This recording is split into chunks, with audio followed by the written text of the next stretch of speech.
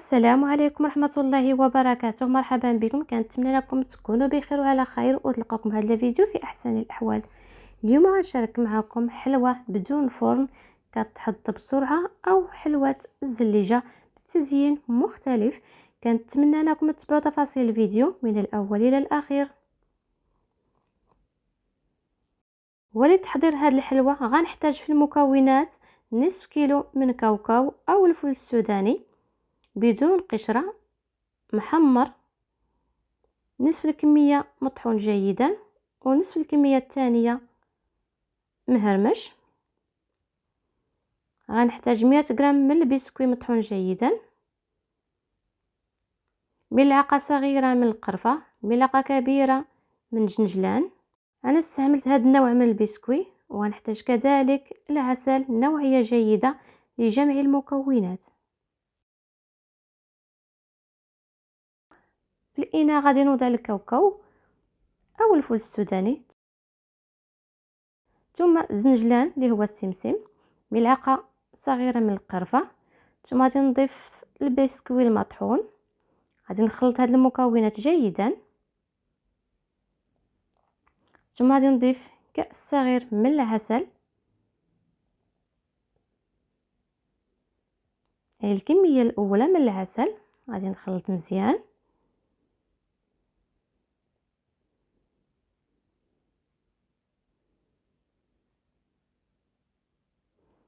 ثم غادي نضيف الكأس الثاني من العسل، يعني كنضيفوا العسل حتى كيتجمع الخليط.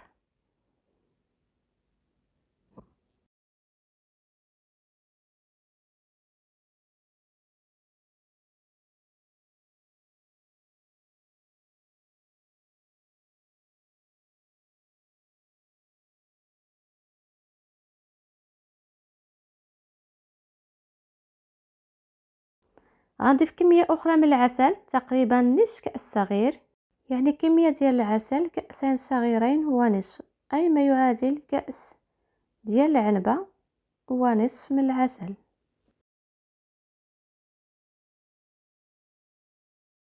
في البلاطو وضعت ورق الطبخ، غادي نفرغ فيه الكاوكاو كما غتلاحظوا، وغادي نضغط على الخليط حتى كياخد الشكل ديال البلاطو كما غتلاحظوا.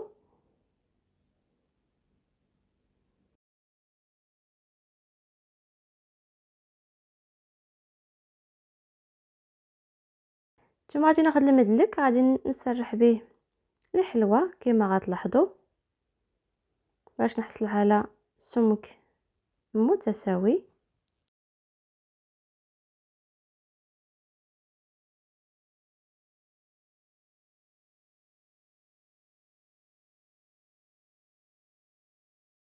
ثم كنقاد الجوانب كذلك بالمدلك.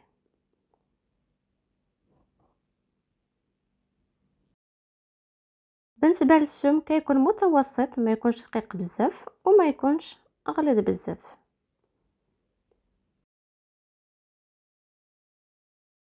ثم غادي ناخذ الملعقه، غادي نقاد بها الجوانب مره اخرى،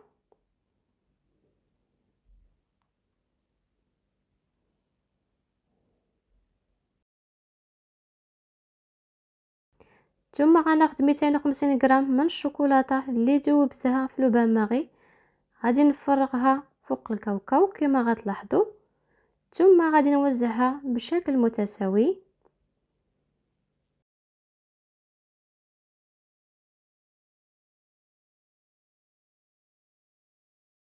ثم غادي ندخل الحلوى للثلاجه حتى كتماسك طبقات الشوكولاته.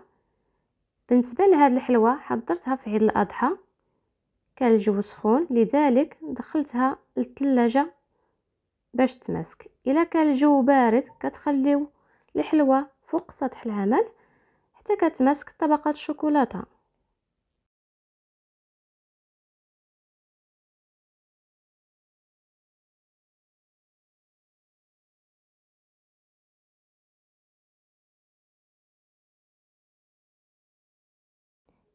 من بعد ما تماسكات الحلوى غادي نقلبها للجهه الثانيه. غادي نستعن بورق الطبخ والبلاطو.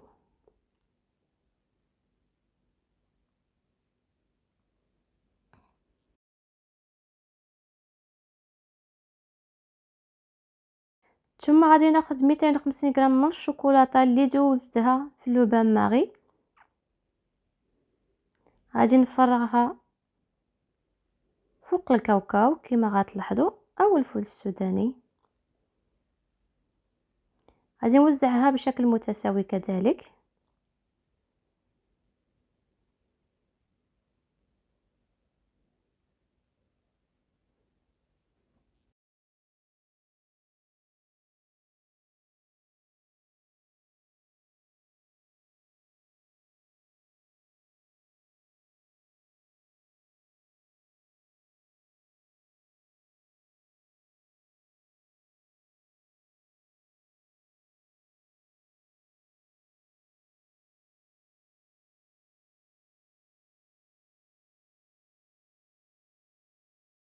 من بعد ما كنوزع الشوكولاته غادي نزينها بالكاوكاو كونكاسي. يمكن لكم تزينوها على شكل رخامه، الطريقه الاصليه ديال التزيين.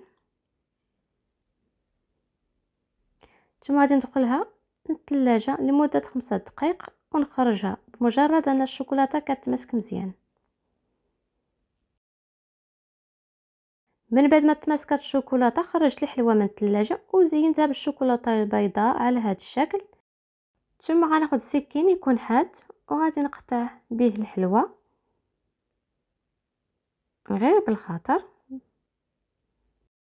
غادي نستمر بنفس الطريقه حتى كنقطع الحلوه كلها. ثم غادي نقطع الحلوه على شكل مثلثات. بالنسبه للشكل كيبقى اختياري، يمكن لكم تقطعوا الحلوى على شكل مربعات او مستطيلات او معين، لكم الاختيار. هذا هو الشكل ديال الحلوى. هذا هو الشكل النهائي ديال الحلوى، كتجي لذيذه بزاف. بالنسبه للتقديم يمكن لكم تقدموها في كويغطات او كما هي، كيبقى لكم الاختيار. الى عجبتكم الوصفه ديال اليوم كنتمنى انكم تبارطاجيو الفيديو مع الاحباب والاصدقاء. الى اللقاء، الى الوصفه المقبله ان شاء الله.